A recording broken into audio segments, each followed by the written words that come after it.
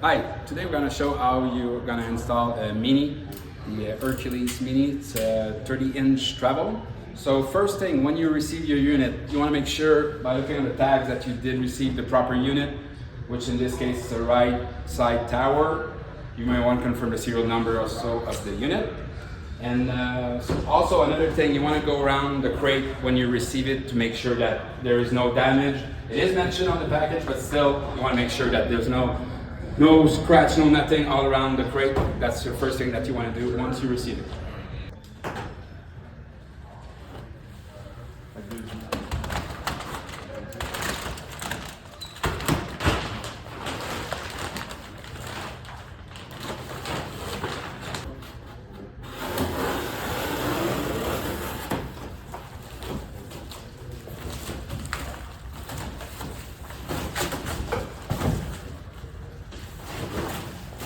So once the unit is completely unwrapped, you want to take a quick look that you did receive the unit. First, you can check again if there's any damage, and also you want to make sure that you received everything that you're supposed to receive with your unit.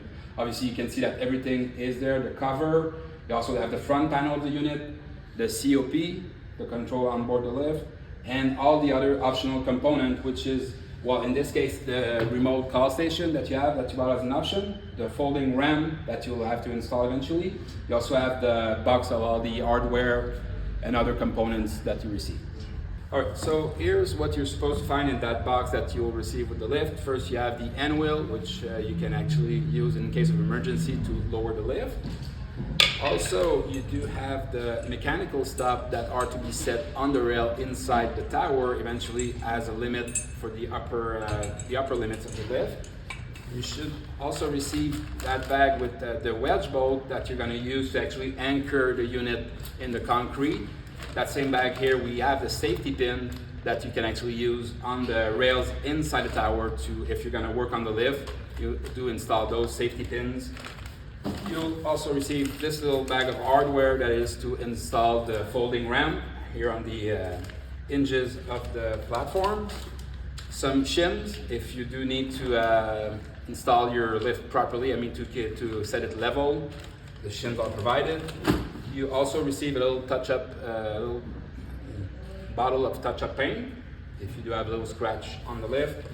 Also, you have this envelope with containing all the little stickers or labels that you may have to put on the lift. All depends on your installation. And you also receive the installation guide in that envelope. So the next step, we need to hook up the batteries. So first thing is to remove the top cover of the unit. There are 4 screws that hold that in place on each side, 2 in the front. So you remove the top cover like this. You also need to remove the front panel of the unit.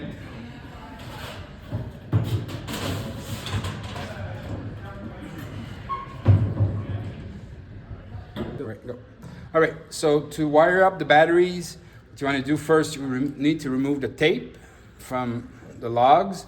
And as you can see, they are clearly identified, this being battery 1, battery 2. This will go on the negative of battery 1. So you remove the screw. All right.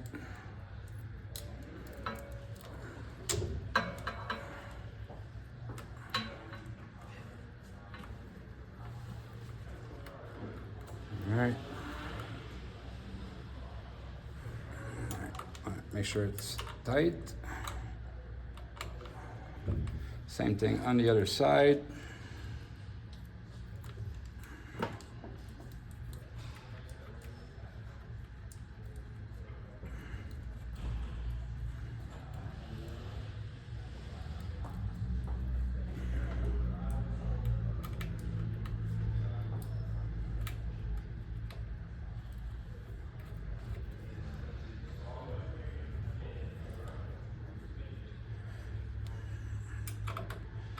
So once you got that part done, you may just want to take a quick look that everything else is wired up properly. So you have on the positive side of battery 1, you should have a jumper that will go, well, actually, that was the jumper here that goes through. So these are jumped together.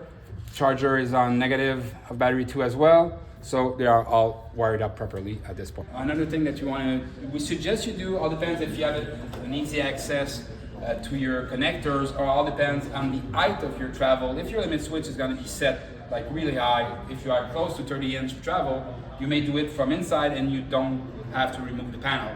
If in fact the travel is pretty short, then you will most likely have to remove that panel so you can lower your limit switch, so you can set it at the proper height, which is going to be almost way down there.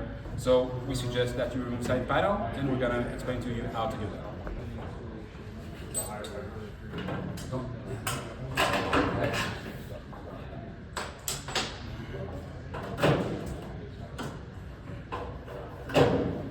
Want to keep some weight of it up? Yeah.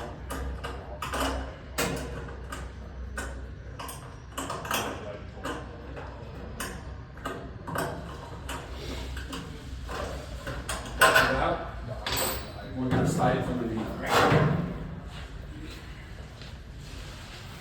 So now that we've removed the underpan, in order to remove the side panel, we have 4 bolts in each corner, and also there's going to be a bolt here to the frame of the carriage. So you need to remove those in order to remove the panel. And before removing the panel, and you want to eventually, because we're going to set the limit switch, you want to bring it to where the unit is going to be installed, pretty much. And you want to bring the lift to the level height of the deck that you're aiming at. So you raise it up.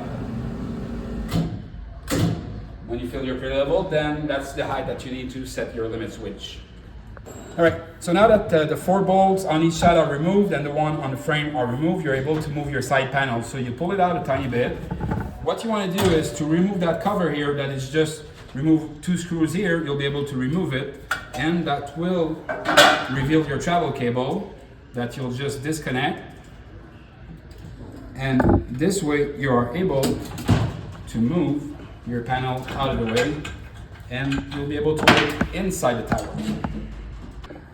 All right, so in order to lower your limit switch that was at the factory, we installed it all the way at the top, but now we need to lower it to the proper height of this travel of this lift. So basically I took everything out, and in order to put it back, I have to reinstall everything. So basically you use that part here, you bring that in here, you twist, got my other one here, in, twist, got your bolts, and then screw it in, and once that is set, you can lower it precisely to the height that you need, with the switch being reinstalled on the bracket. So to finalize the installation of the limit switch, basically you've got it back on the bracket, you test where you have your point, this is where you're supposed to be. So basically you raise the roller, you lower your switch till you're at the spot on the cam of the carriage that will trigger that switch. So that's where it's supposed to be. And now you just tighten it down. All right, now we're gonna show you how to install the call station, the remote call station. In this case, it's installed in the post. So first thing you do want to run your wire through the conduit. And there's an opening at the bottom of the tower where actually the wire will go. So again, what you want to do, run that through, pull the excess.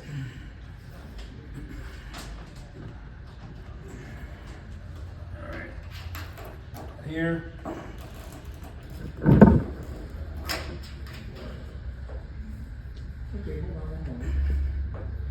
You want to make sure it's properly tight so it is watertight.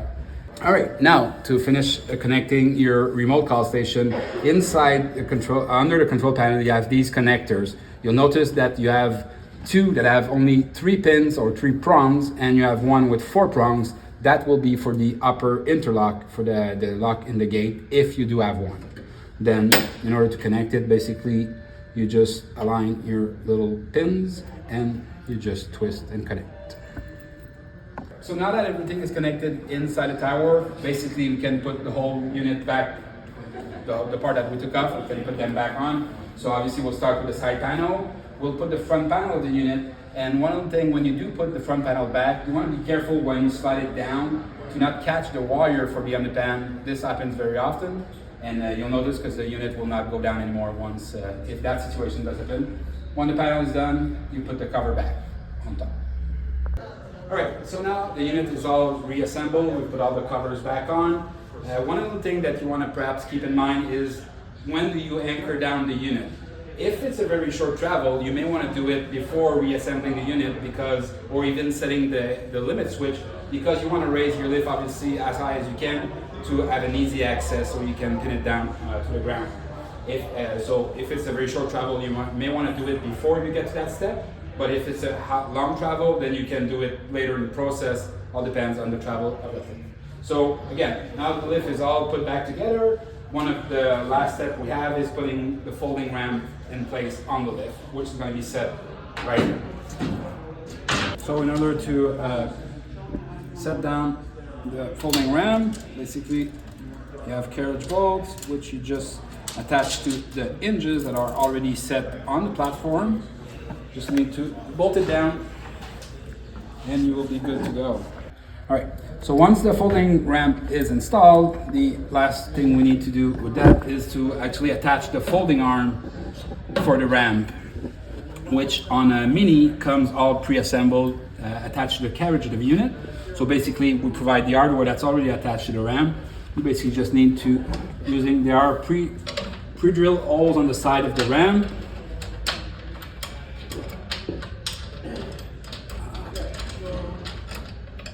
And like I did, washer on both sides, come down, find the spot.